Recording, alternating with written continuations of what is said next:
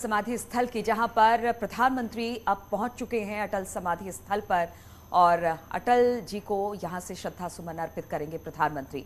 उनकी अगवानी में गृह मंत्री को आप देख सकते हैं, रक्षा मंत्री हैं, बीजेपी अध्यक्ष जेपी नड्डा हैं और प्रधानमंत्री इस वक्त पहुंच चुके हैं अटल समाधि स्थल। तो तय कार्यक्रम के मुताबिक प्रधानमंत्री मोदी का आगमन यहां पर हो चुका है। प्रोटोकॉल के मुताबिक गृह मंत्री अमित शाह, रक्षा मंत्री राजनाथ सिंह, पार्टी के अध्यक्ष जेपी नड्डा, लोकसभा स्पीकर ओम बिरला सभी ने प्रधानमंत्री मोदी को रिसीव किया है।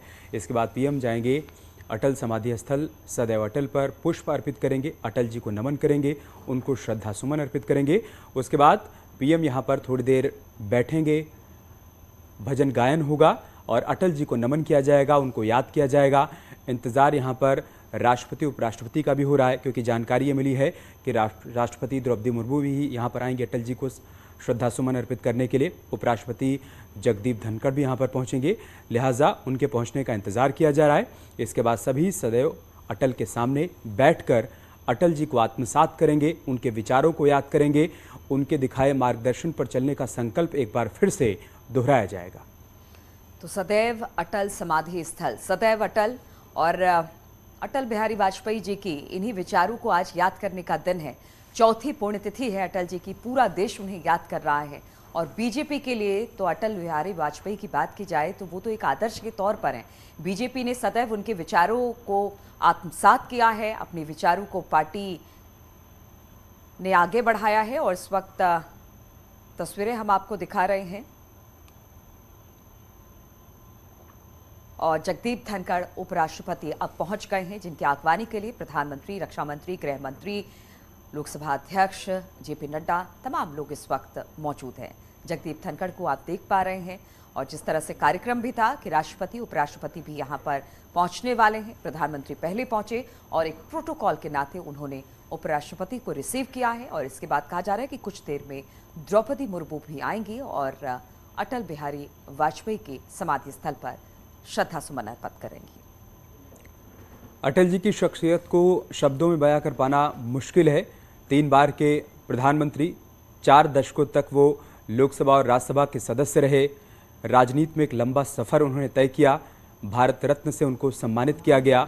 एक ऐसे नेता जिनका सम्मान पार्टी के भीतर भी था और पार्टी के बाहर भी। अन्य पार्टी के तमाम नेता अटल जी को शांत होकर सदन के भीतर सुना करते थे, उनकी वाणी को सुना करते थे, उनके भाषणों को, उनके संबोधनों को सुना करते थे, क्योंकि राजनीति में शुचिता और नैतिकता का पालन अटल जी ने पूरे अपने राजनीतिक सफर के दौरान किया और यही संदेश वो पार्टी के भीतर भी दिया करते थे।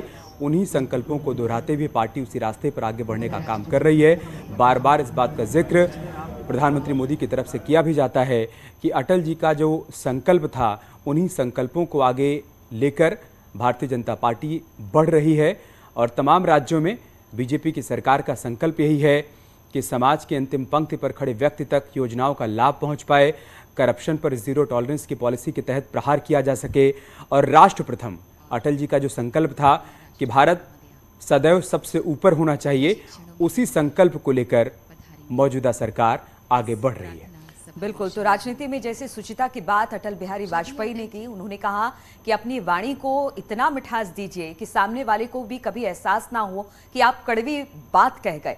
अटल बिहारी वाजपेयी की इन्हीं बातों से पार्टी के लोग तो प्रेरणा लेते ही थे, लेकिन जो बाकी प्रतिद्वंदी हुआ करते थे यानी विपक्ष में बैठे लोग, वो भी उनसे प्रेरणा लिया करते थे। और आज अटल बिहारी वाजपेयी की राजनीति को लेकर बीजेपी सदैव आगे बढ़ रही है और उन्हीं की विचारधारा को आगे बढ़ाते हुए, जिसका जिक्र अमित ने भी किया कि अंतिम पंक्ति में खड़े उस व्यक्ति तक उन योजनाओं का लाभ सरकार की तरफ से मिले और साथ ही देश को सर्वश्रेष्ठ बनाने की ओर लगातार अग्रसर हो। बीजेपी कुछ ऐसा ही करती दिखाई दे रही है और उन्हीं के प्रेरणा को, उनके विचारों को आत्मसात करते हुए आज बीजेपी इस मुकाम पर है। और लगातार प्रधानमंत्री की तरफ से भी यही कहा जाता है कि आप देश को आगे बढ़ाएं, इसमें सबका साथ लेकर चलना बेहद जरूरी है और सबके साथ के साथ साथ विचारों का आदान प्रदान भी बेहद जरूरी है। तो आज अटल जी को याद करने का दिन, आज चौथी पुण्यतिथि अटल जी की और पूरा देश उन्हें नमन कर रहा है, याद कर रहा है। तस्वीरें सीधे हम आपको दिखा रहे हैं सदैव अटल समाधि स्थल की,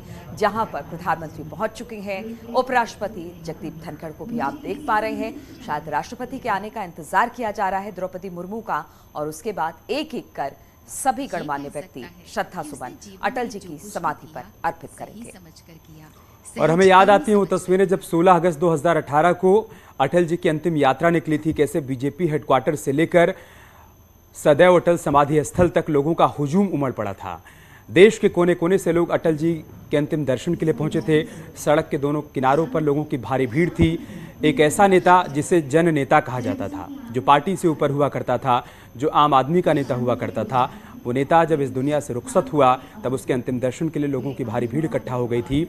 और शायद बीजेपी ने वहीं से संकल्प भी लिया था कि अटल जी को चाहने वाले, अटल जी को मानने वाले अनगिनत हैं, असंख्य हैं। ऐसे तमाम लोगों तक उनके विचारों को पहुंचाना है।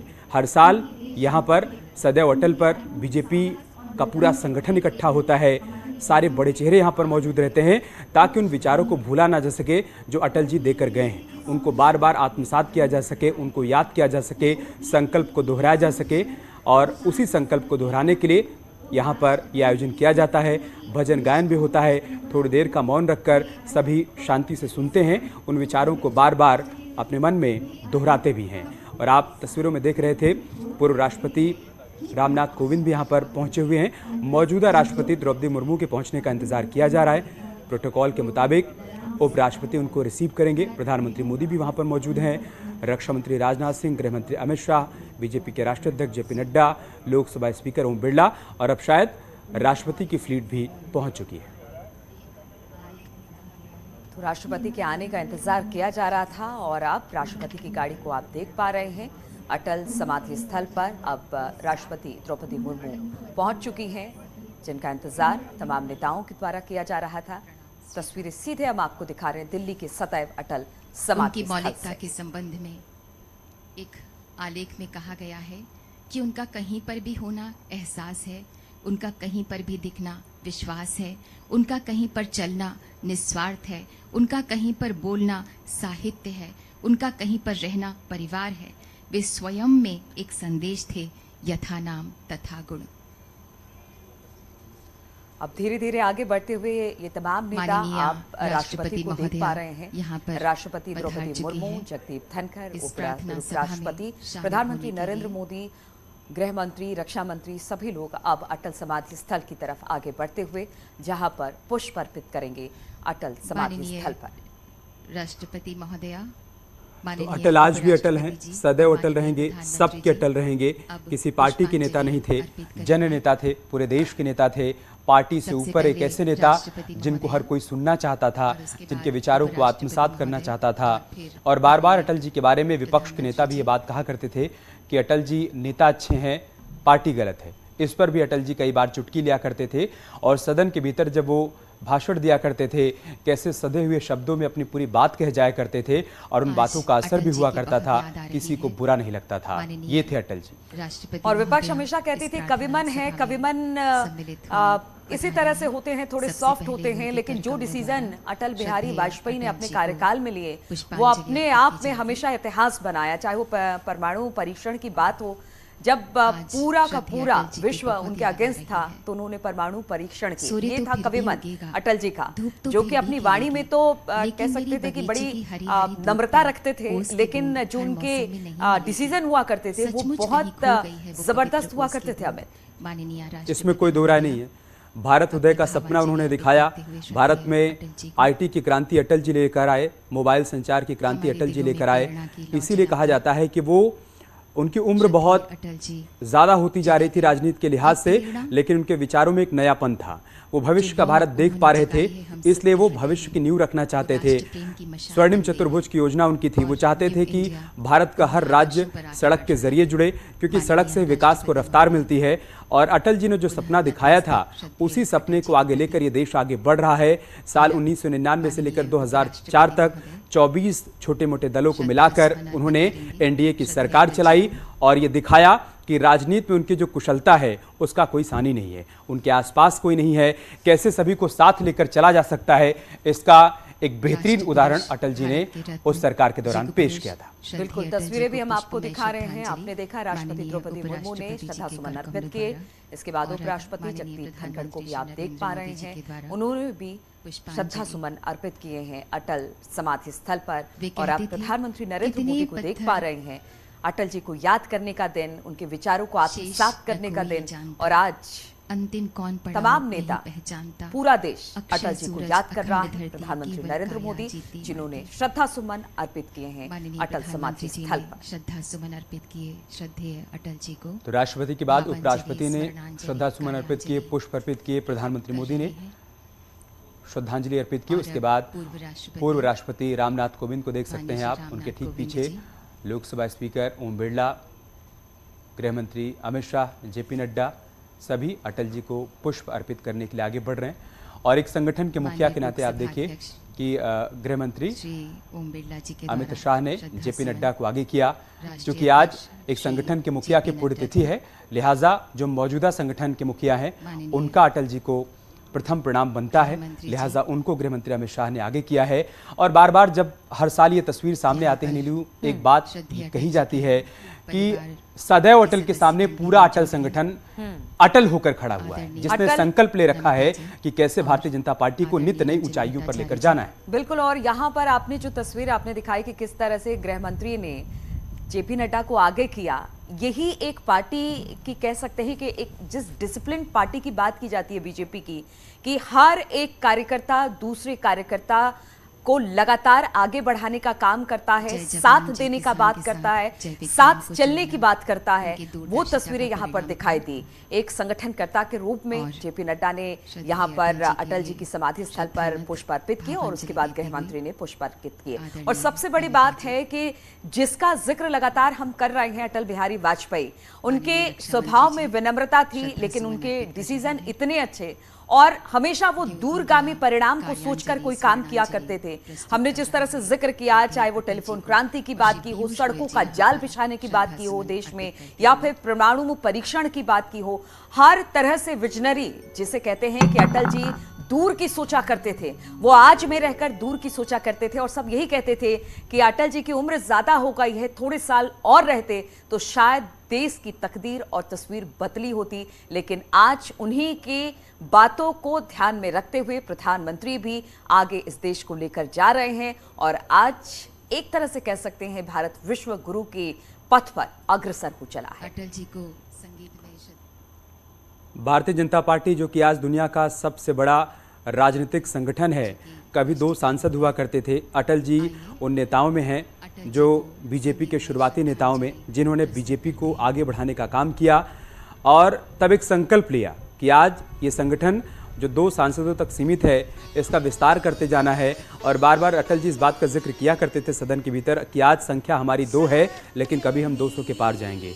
और आज आप देखिए कि लगातार दूसरी बार 2014 के बाद 2019 में भी पूर्ण बहुमत की सरकार बनी और वो सरकार उसी दिशा में आगे बढ़ रही है जिस दिशा में अटल जी देश को लेकर जाना चाहते थे। भारत उदय का उनका सपना था और आज भारत उदय की ऊंचाइयों की तरफ बढ़ रहा है। तीनों लोक है तुझ में तेरी माया परंपार।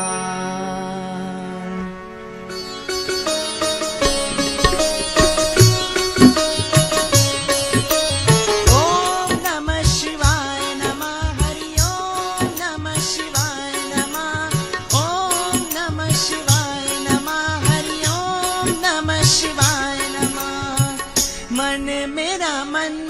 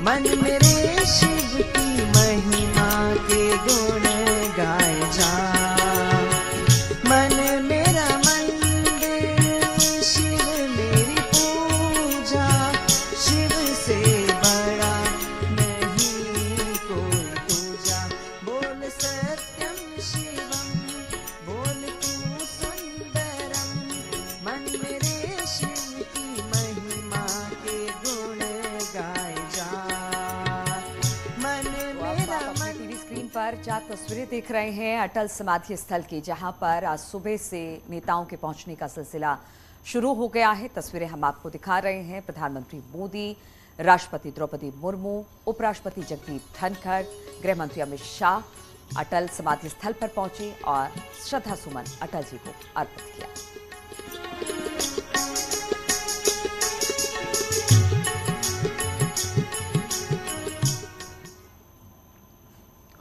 और चलिए रुक करते हैं उत्तराखंड की खबरों का। बात एक बड़ी खबर की करते हैं। भारतीय सेना की वीरता और पराक्रम की अनेकों कहानियां हमने और आपने सुनी होंगी। ऐसे एक वीर की शहादत की कहानी 38 साल पुरानी है, जिनका पार्थिव शरीर आज से 38 साल पहले सियाचिन की बर्फीली पहाड़ियों में दबकर रह गया। हल्द्वानी के रहने वाले चंद्र प्रकाश हरबोला समेत 14 लोग साल 1984 में सियाचिन में शहीद हो गए थे, जिनमें से 5 लोगों की बॉडी रिकवर नहीं हो पाई थी। लेकिन एक दिन पहले ही उनके घर वालों को सेना की तरफ से सूचना मिली कि चंद्र प्रकाश हरबोला का पार्थिव शरीर मिल चुका है, जिसे आज हल्द्वानी लाया जाएगा और पूरे राजकीय सम्मान के साथ उनका अंतिम संस्कार होगा। 38 साल बाद परिवार के मुखिया का पार्थिव शरीर मिलने से परिवार के जख्म एक बार फिर से हरे हो गए।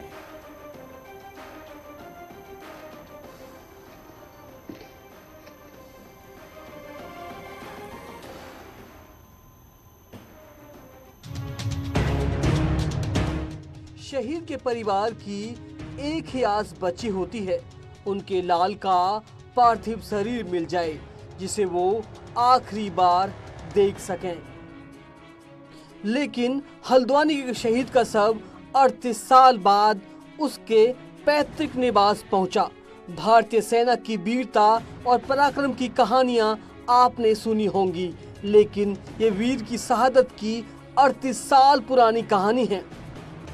दिन था 29 मई 1984 का, जब ऑपरेशन मेघदूत के दौरान 19 साल के कुमायूं रेजिमेंट के जवान चंद्रशेखर हरबोला की मौत हो गई थी।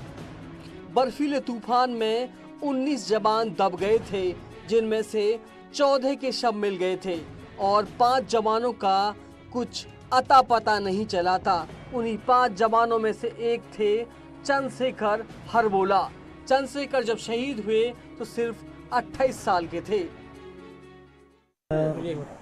जी बताएं, क्या घटनाक्रम था पूरा? सर 29 मई 1984 को जब ये पता चला तो परिवार के सभी लोग काफ़ी स्तब्ध थे उस घटना से, और फिर उसके बाद और भी ज़्यादा दुख उस बात का हुआ कि उनकी बॉडी नहीं मिली, जिससे कि हम लोग इस असमंजस में रहे कि वो उनका अंतिम संस्कार किया जाए अथवा ना किया जाए।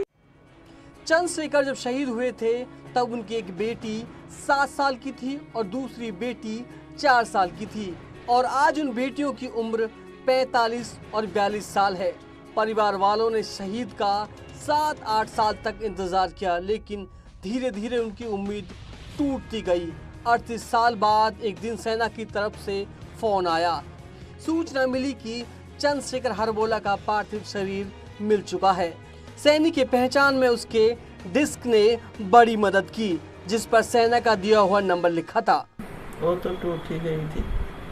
8-10 साल तक तो लगता था शायद आ जाएंगे, उसके बाद से फिर कोई वो नहीं। अब तो 38 साल हो चुके। अच्छा, तो क्या बात हुई आर्मी वालों से? आर्मी वालों से वही पूछ रहे थे उनका नंबर और पता, यहाँ का पता, वैसे घर का पता।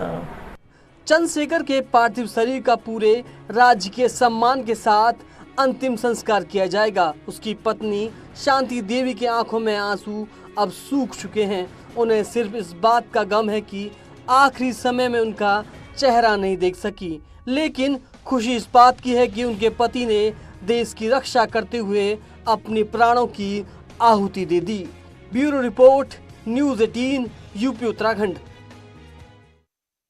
और इसी पर बातचीत करने के लिए शैलेंद्र नेगी इस वक्त हमारे साथ फोन लाइन पर जुड़ गए हैं। शैलेंद्र, 38 साल बाद पार्थिव शरीर अब घर पहुंच रहा है।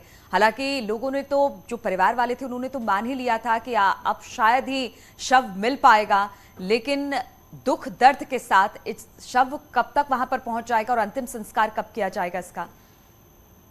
देखिए, सेना की तरफ से जो सूचना हमें मिली है उसके मुताबिक आज 10 से 11 बजे के बीच में शव के हल्द्वानी पहुंचने का कार्यक्रम है। बरेली जो एयरबेस है आर्मी का, वहां से सीधे हेलीकॉप्टर के जरिए जो हल्द्वानी एयरबेस है वहां पर लाया जाएगा शव को। वहां पर सेना के जो ऑफिसर्स हैं, जो सीनियर ऑफिसर्स हैं यहाँ पर हल्द्वानी स्टेशन में, वो श्रद्धांजलि देंगे और उसके बाद वहां पर उनको गार्ड ऑफ ऑनर भी दिया जाएगा और उसके बाद पार्थिव शरीर को उनके घर ले जाया जाएगा। देवल चौक के पास में उनका घर है, वहां ले जाया जाएगा और उसके बाद तकरीबन 2 से 3 बजे के आसपास का एक कार्यक्रम है कि जब उन्हें अंतिम संस्कार उनका होगा रानीबाग के चित्रशिला घाट पर, जहां पर पूरे राजकीय सम्मान के साथ जो है उनका अंतिम संस्कार होगा, जिसमें सेना और पुलिस दोनों के ही जवान शामिल रहेंगे और जिले के जितने भी आला प्रशासनिक अधिकारी हैं, मंडल के जितने प्रशासनिक अधिकारी हैं, वो सब शामिल रहेंगे। किसी मंत्री के भी इसमें शामिल होने का कार्यक्रम है और स्थानीय विधायकों के भी इस पूरे के पूरे श्रद्धांजलि कार्यक्रम में शामिल होने का कार्यक्रम है। तो इस तरीके से पूरा एक राजकीय सम्मान के साथ 38 साल बाद जो शव मिला है इस सैनिक का, उनको विदाई दी जाएगी। ठीक है शैलेंद्र, बहुत बहुत शुक्रिया आपका जानकारी देने के लिए।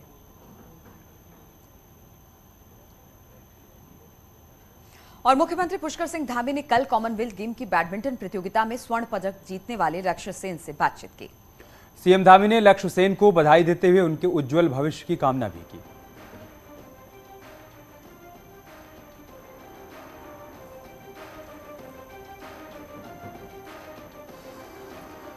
तो लक्ष्य ने गोल्ड जीता था कॉमनवेल्थ में और लक्ष्य सेन से बातचीत की मुख्यमंत्री ने, जिसकी तस्वीरें भी हम आपको दिखा रहे हैं। जब मुख्यमंत्री ने बातचीत की थी लक्ष्य और उनके परिवार वालों के साथ, शुभकामनाएं दी और लक्ष्य ने जिस तरह से शानदार खेल कॉमनवेल्थ गेम्स में दिखाया था वो अपने आप में अद्भुत था और सीएम धामी ने उन्हें एक बार फिर से मुबारकबाद दी फोन पर बातचीत कर।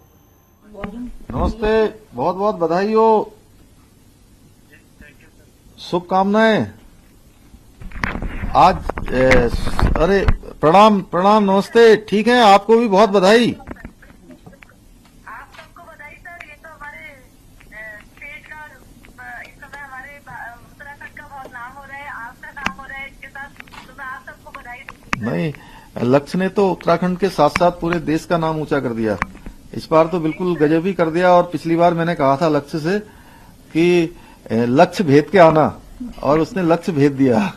बिल्कुल यही मोटिवेशन जो आप लोग इस तरीके से इनको ऑनर करते हैं, मान सम्मान देते हैं, इसी का फल करके लेके आता है। अभी आपने फिर बात करी है, फिर इंस्पायर होगा और मेरे ख्याल से वर्ल्ड चैंपियनशिप से भी लाएगा आपके लिए। नहीं, लक्ष्य खूब आगे बढ़ना है, खूब मेहनत करनी है, खूब परिश्रम करना है और दृढ़ संकल्प के साथ आसमान छूना है। अभी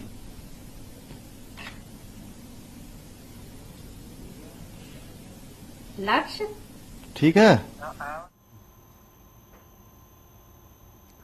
आगे बढ़ते हैं। अधीनस्थ सेवा चयन आयोग भर्ती पेपर लीक मामले में कार्रवाई चलती रहेगी।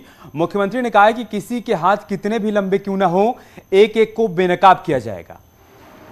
मुख्यमंत्री ने कहा कि युवाओं का भविष्य खराब ना हो, इसलिए बाकी भर्ती परीक्षा समय पर होती रहेगी। मुख्यमंत्री ने कहा कि भर्ती परीक्षा के लिए भले ही दूसरे संस्थानों से मदद क्यों ना लेनी पड़े, सरकार युवाओं के भविष्य का पूरा ध्यान रखेगी। हमारी नियत और नीति दोनों ही साफ है, स्पष्ट है। भ्रष्टाचार चाहे वो किसी भी क्षेत्र में हो, वो किसी भी कीमत पर बर्दाश्त नहीं किया जाएगा, किसी भी कीमत पर उसका टॉलरेंस नहीं होगा। इस पर बिल्कुल पारदर्शिता अपनाई जाएगी। कोई भी किसी के कितने भी लंबे हाथ हों और इसकी हम तह तक जाएंगे। जब तक एक एक को नहीं पकड़ लेंगे, एक एक को जब तक बेनकाब नहीं कर लेंगे, तब तक हम अभी इस पर शांत नहीं होने वाले हैं। ये कार्रवाई अभी लगातार चलती रहेगी। इसके साथ साथ यह भी मैं कहना चाहता हूं कि जो हमारे विद्यार्थी हैं, जो परीक्षार्थी हैं, उनके भविष्य को लेकर हम पूरी तरह से संवेदनशील हैं। या रुकने छोटे से ब्रेक के लिए जल्द हाजिर होंगे।